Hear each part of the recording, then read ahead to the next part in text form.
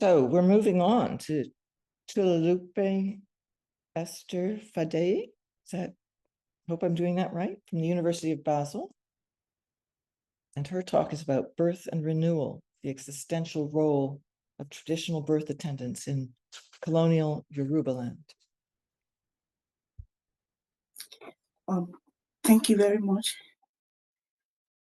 I try to share my screen. Okay. Thank you very much.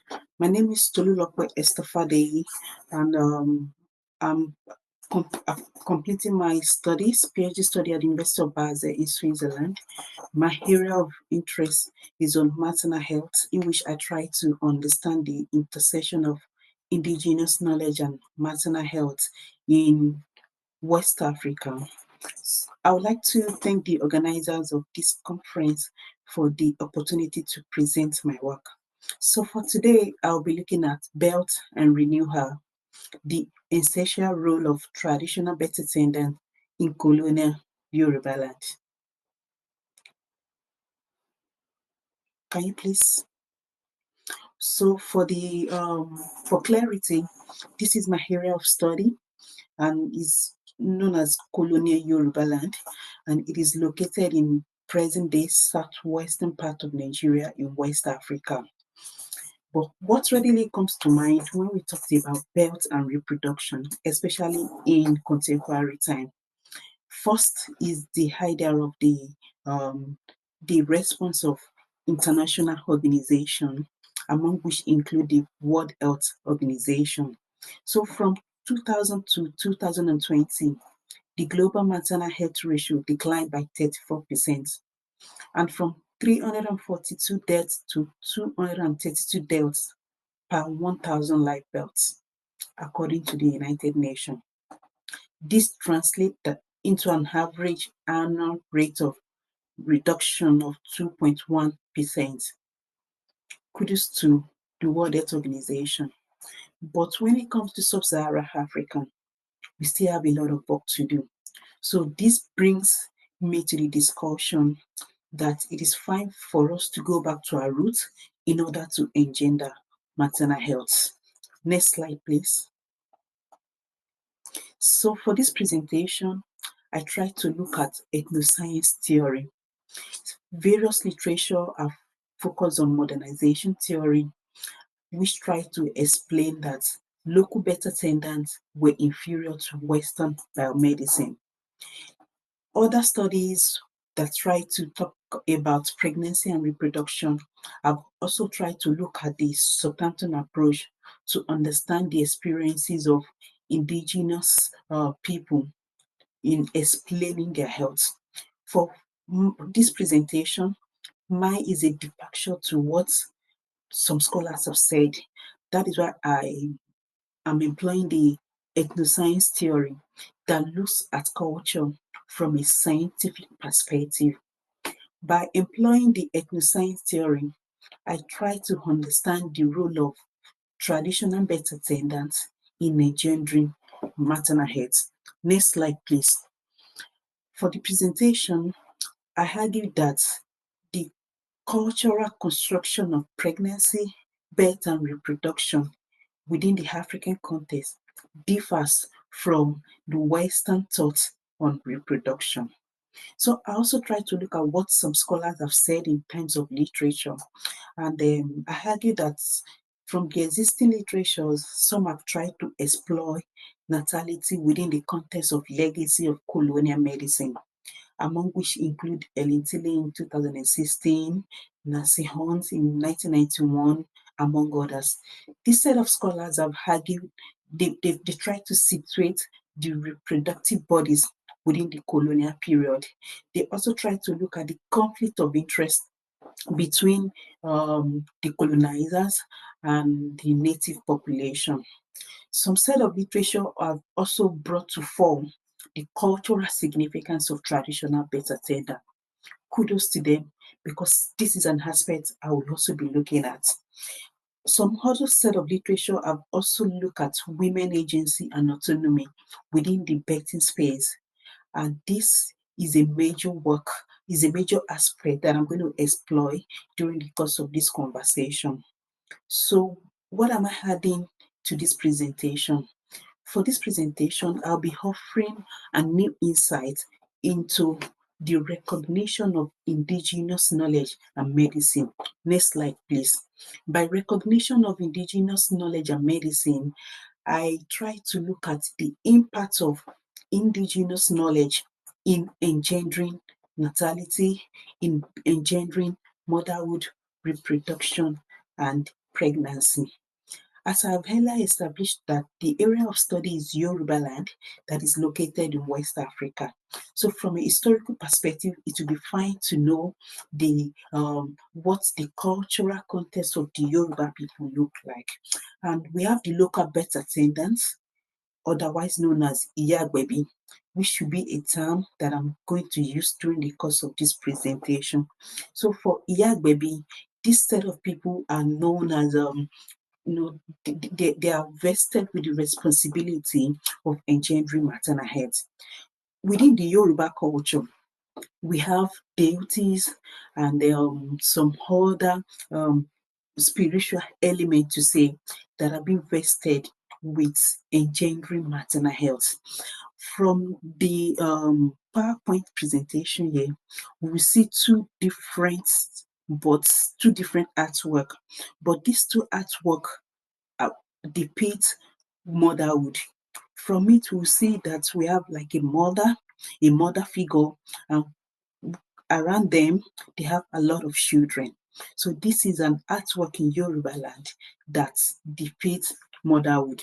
Next slide. But when we talk about motherhood, we have some set of people that have been vested with, with the responsibility. Unlike in some other culture, in African culture rather, the responsibility or the business of pregnancy and reproduction is a collective one, and this has its origin from culture, which I'm still going to talk about that. Among the female deities that have been vested with the business of engendering maternal health, we have Oshu and Yemaja. But for the purpose of this presentation, I'm going to dwell more on Oshu. Oshu is a female fertility goddess. Not only does Oshu engender maternal health, but she is known as a mother that nurtures her children. Oshun as a deity is known not just to, facilitating pregnancy, but after pregnancy, it is believed that Oshun will take care of the babies. The sources that inform this presentation has to do with oral history. I've been to the field several times and I've been able to interact with age healers, midwives, the local midwives, and custodians of history in Yorubaland, among which include the priestess here, and she is located in Ife, which is in southwestern part of Nigeria. For her, her sole business is she is a traditional birth attendant, but being a traditional birth attendant, it transcends just beyond engendering the health of women. It also deals with divination. By divination, that is what translates to Western perspective of diagonism, or or experimenting in the lab, or rather performing a clinical trial. So for the Yorubas, they also have their cultural understanding of clinical trials of experiment means. So during my discussion with her, she was able to shed light on the practices of reproduction. For her, you will see that she's gorgeously dressed in white apparel. This shows that she's an adherent of Oshun deity. And most of the Oshun deities, they make use of water. And this is an aspect of their practice known as phytotherapy. It is important to note that Oshun water has been used for healing ritual and for the revitalization of maternal bodies. Not only has the water served as source of fertility, it has been able to ensure smooth motherhood during pregnancy. I visited the grove and I was also able to interview some pregnant women during this period who already had their babies, and there was testimonies about their encounter during pregnancy until delivery, and many of them were super, they were able to affirm that they had smooth delivery after their encounter with Oshun priestess. Next slide, please. More important to know is that every August of the year, people from diverse community from the globe come together to celebrate Oshun deity.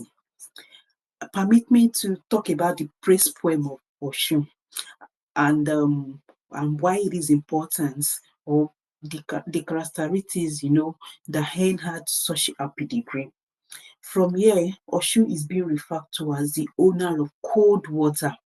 In hydrotherapy, it is believed that it helps not just in healing, but it can help with calmness and the like. So Oshun deity is known as someone that uses cold water to met any tumor. Tumor here translates to pregnancy, any form of pregnancy complication that might arise during pregnancy and delivery.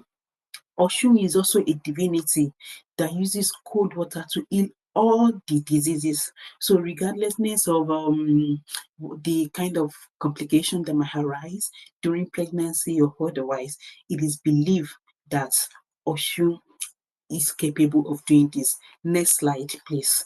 Why Oshun is capable of doing this? It is also important to know that Oshun has, vested, she has empowered women, to continue this business of engendering maternal health. This is a 108-year-old woman whom I met at Ibadan, and she's during her prime age, and even until now, she was a local birth attendant, and she was able to witness so many events during the colonial period. She informed me about her encounter with some colonial masters, and tried to share her experiences in terms of the conflict of interest between the colonial medical officers and traditional birth attendants. Interestingly, she informed that she learned the art of midwifery from her aged mother, and she notified me that her aged mother was at the forefront of those set of people in Yorubaland that advocated for the 1922 company ordinance. This is kind of ordinance, that not only helps to regulate midwifery and other medical activities in Yorubaland, but it also it served as an avenue for traditional healers to show for their crafts before the colonial masters. More importantly, I also have an encounter with a herbalist here, and his name is Baba Fayemi. And this is an art of divination, which I've already mentioned that it translates to clinical trial or an art of scan in Western thoughts, or maybe like an experiment. So for instance, when a woman is pregnant, she can always go to meet the herbalist, and then with that, she is trying to do like a form of divination here. She's going to like ask how the baby is moving and how the baby is doing well in the uterus, and then he also has the power or the capacity to foresee any form of future complication. By foreseeing this, he's also tasked with the responsibility of performing maybe rituals or maybe appeasing the metaphysical powers in order to ensure that such a pregnant woman had safe delivery. More importantly here is us knowing about vetting knowledge production. And as I've earlier established with my encounter with the old woman here, many of the people that I interviewed, the local birth attendant that I interviewed, is either they learned the art of midwifery either from their mother aged grandmother, or maybe from other herbalists and priestess. So this knowledge is being transmitted from ages as if orally through the words of mouth. And it is believed that such knowledge have been imparted by gods and ancestors. Some say that they have an encounter while sleeping, during dream. Some also said that aside learning it, they observe during birthing period and the likes. Next slide, please. So all these set of things make this set of people, not just engendering maternal health, but they are worthy of mention in historical scholarship. As I've earlier stated earlier on, that the aim of this presentation is not just talking about the experiences of local birth attendants in Yorubaland, but I have a departure into looking at how indigenous knowledge have been able to envision pregnancy and birth in Yorubaland. First, it is important to know that pregnancy and birth are sacred in Yoruba culture. We look at the state of being pregnant as a mystery. It translates just beyond reproduction. Because it is a mystery now, it involves a collective effort from the mother to the entire family. Aside that, it also goes beyond, the ancestors and the deities and gods. By so doing, when a woman gets pregnant, it is important that some rituals are being prepared for her from the first trimester to the second, third, until her delivery. All these are very crucial to understand. We also have some birth practices which during the colonial period, it is a taboo for birth to take place in the in the house. So during the colonial period, birth takes place at the we do have a hut that is being built behind the house. That is where births take place. And why? The question is, Yoruba people pay so much reference to what blood entails. During the course of my discussion with many of the healers, many of them informed me that when a woman, most of the traditional birth attendants are usually aged women who have who have transited beyond menopause, because it is believed that blood is a significant aspect of Yoruba culture, and it can be used otherwise if care is not taken.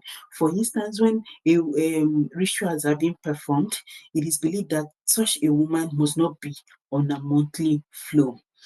It is also important to know that holistic approach to birth and natality, it constituted an aspect of Yoruba culture.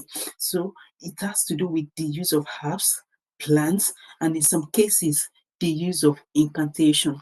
Reason being that complications during pregnancy are attributed to metaphysical powers like witches, or maybe ancestors, or maybe the family deities and the likes. However, any attempt to understand why Yoruba indigenous knowledge is key to envisioning pregnancy and birth, translate that there must be an opposite view to this. So here we have Eurocentric view, and then they believe that indigenous knowledge is unreliable, that is invalid, while Western knowledge is science characterized by experimentation. During the pre-literate age, there was no form of documentation, which I have earlier established. So birthing knowledge is being transmitted orally. So the fact that it is not well documented does not mean that the Yoruba or the Africa does not have a system of culture. There have been several works, just like Walter Rodney, in his work talking about how Europe underdeveloped Africa. There have been some other Eurocentric view about African have no culture and the likes. So under this space is where Yoruba indigenous knowledge is being, is being rendered invalid. But for my presentation, I argue that despite the fact that knowledge is not documented, that does not make it invalid. In as much that knowledge is being transmitted from orally from one generation to another, that shows that it is not only preserved, but it serves as an integral aspect of cultural heritage.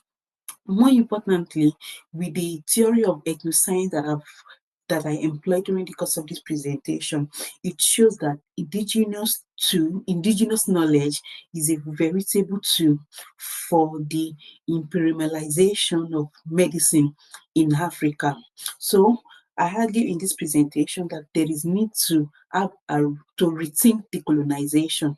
By rethinking decolonization, there will be need to reintegrate indigenous knowledge into global knowledge. Next slide. By integrating indigenous knowledge into global knowledge, it shows that there is need to have a holistic perspective to birthing and natality. It is alarming these days that most of the Black women in the diaspora, many of them one way or the other that have experienced maternal mortality or any incidents of pregnancy, whom I've talked to, many of them have informed me that is either they have dreams about, having a nightmare about the event before it happened and the likes. So what readily comes to mind? It is high time we went to our roots. It is high time we reinforced the relative importance of indigenous knowledge, in engendering maternal health.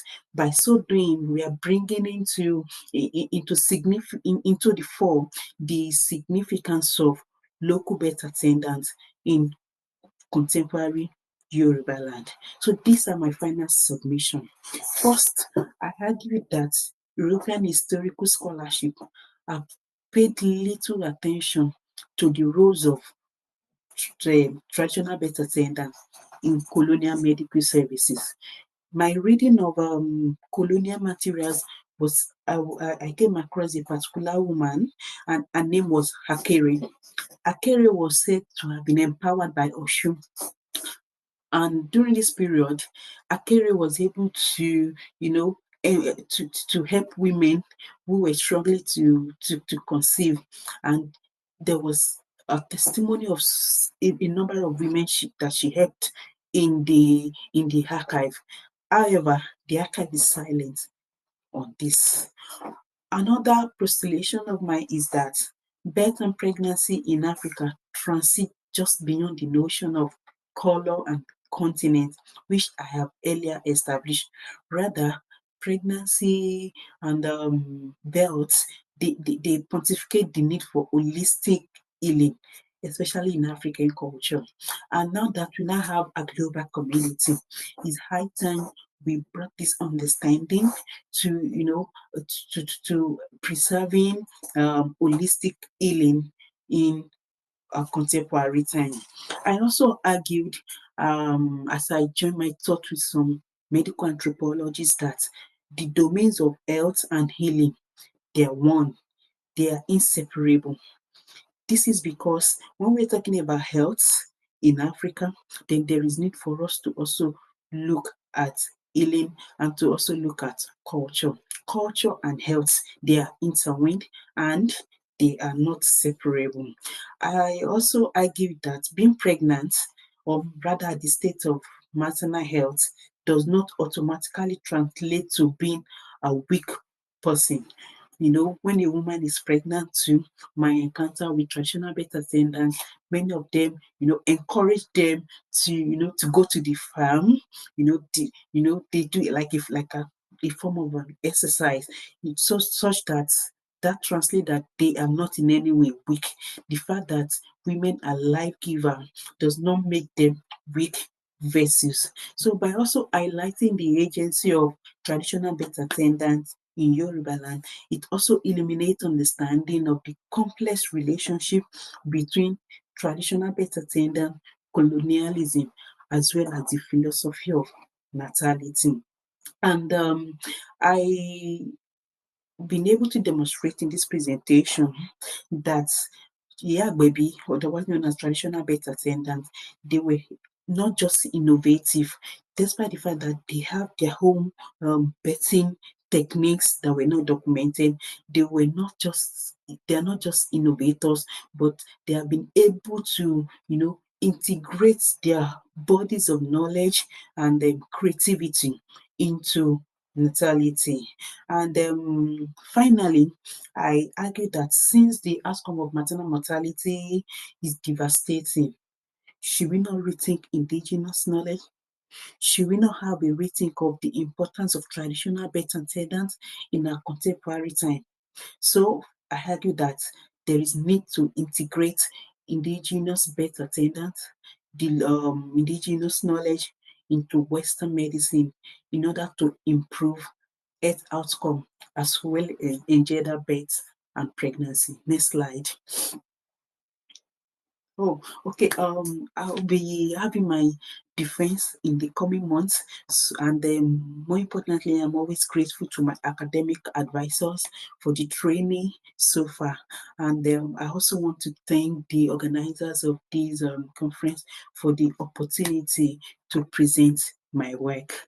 Thank you very much for listening with your observation, question, and comment. Thank you.